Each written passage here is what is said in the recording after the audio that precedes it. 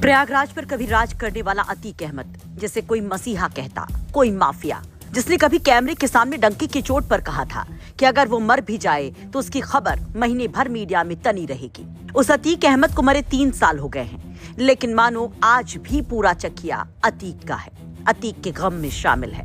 अतीक अहमद के छोटे बेटे अबान के मारे जाने के बाद एक ओर मातम है, परिवार के लोग गमगीन हैं, तो दूसरी ओर चकिया में सन्नाटा। प्रयागराज के हम जिस मोहल्ले में मौजूद है, ये प्रयागराज का चकिया इलाका है, जहां पर अतीक अहमद का ऑफिस और कार्यालय है। और हम जिन सड़कों पे खड़े हैं देखेंगे, सड़कों पर दुकानें हैं। लेकिन कल परसों जो अबान अहमद यानी अतीक अहमद के छोटे बेटे अबान अहमद की सड़क हादसे में डेथ हुई, उसके बाद इन सड़कों पर थोड़ा सा सन्नाटा है। अधिकतर दुकानें आप देखेंगे बंद है और लोगों ने आज दुकानें अपनी नई खोली है। ये प्रयागराज का चकिया इलाका है, जहां पर अतीक अहमद का आना जाना गुजरना होता था। लेकिन इस रास्ते पे अब थोड़ा सा सन्नाटा है। हालांकि आज अंतिम संस्कार अबान अहमद, जो अतीक अहमद के छोटे बेटे हैं, उनका होना है और इन्हीं सड़कों से होकर उसका काफिला और जनाजा जाना है कसारी मसारी कब्रिस्तान के लिए। लेकिन यहाँ पर आप सड़कों पर देखेंगे, जो आम दिनों में चहल पहल होती थी, वो चहल पहल थोड़ी सी कम है, चहलकदमी कम है। और जो दुकानें भी हैं, कुछ दुकानें खुली हैं और कुछ दुकानें बंद भी हैं। रास्तों पर जो आवाजाही है वो तो चालू है, लेकिन दुकानों भी थोड़ी सी बंद है।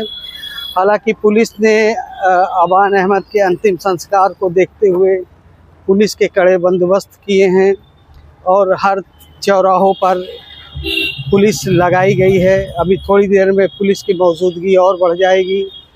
और ये जो रास्ता जाता है, ये प्रयागराज का कसारी मसारी का रास्ता है और अतीक अहमद के घर की ओर भी जाता है ये रास्ता, और जिसे चकिया कहा जाता है। और ऐसा कहा जाता था कि अतीक चकिया के नाम से भी कहा जाता था इस। तो ये जो अधिकतर देखेंगे आप, थोड़ा सा इन सड़कों पर हल्का सन्नाटा है, दुकानें थोड़ी बंद हैं।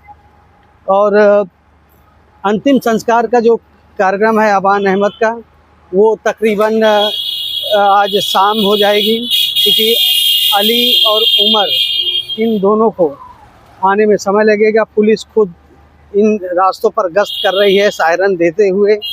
और आप देखेंगे ये प्रयागराज का जो चकिया इलाका है, वो सड़क है, उसी सड़क से ही गुजरते हुए लोग जाएंगे। और ये पहर अधिकतर सन्नाटे में है। और आपको बता दें, प्रयागराज का ये कसारी मसारी और चकिया की ओर से कसारी मसारी जाने का रास्ता है, जहां पर लोग जा रहे हैं इसी रास्ते से, कुछ कसारी मसारी। और ये रास्ता अगर आगे देखेंगे तो मुड़ जाएगा और ये अतीक अहमद के घर की ओर जाएगा। और घर चौफटका कार्यालय, ये सब एक ही रूट पे पड़ता है। तो ये प्रयागराज में आप देखेंगे अतीक अहमद का जो घर था, वो हालांकि अब बुलडोज़र के सहारे गिरा दिया गया था। अब वहाँ पर वो चीज़ें नहीं रही पहले जैसी, अब सिर्फ मलबे में तब्दील हो गया उनका घर। और उनके घर के सामने घर के अंदर भी जो कैंपस है, वहाँ पर भी लोगों की आवाजाही है, लोगों ने इंतजाम कर रखा है।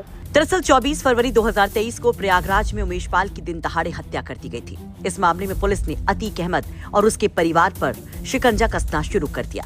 इन सब के बीच 13 अप्रैल 2023 को यूपी एसटीएफ ने अतीक के बेटे असद को झांसी में पुलिस मुठभेड़ में मार गिराया, क्योंकि असद उमेश पाल हत्याकांड का मुख्य आरोपी था। इसके ठीक 2 दिन बाद 15 अप्रैल की रात प्रयागराज में पुलिस हिरासत के दौरान अतीक अहमद और उसके भाई अशरफ की भी गोली मारकर हत्या कर दी गई। बेटा उमर लखनऊ जेल में बंद रहा, तो वहीं अली झांसी में। चौथे नंबर का बेटा कोलकाता से लॉ की पढ़ाई कर रहा है, जबकि सबसे छोटा 5वें नंबर का अबान था, जो गुरुवार को एक सड़क हादसे का शिकार हो गया। बताया जा रहा कि अबान झांसी जेल में बंद अपने भाई अली से मिलने जा रहा था, तभी उसकी गाड़ी अनियंत्रित होकर डिवाइडर से टकरा गई, जिसमें अबान और उसका दोस्त सोनू दोनों मारे गए। प्रयागराज से आनंद राज की रिपोर्ट, यूपी तक।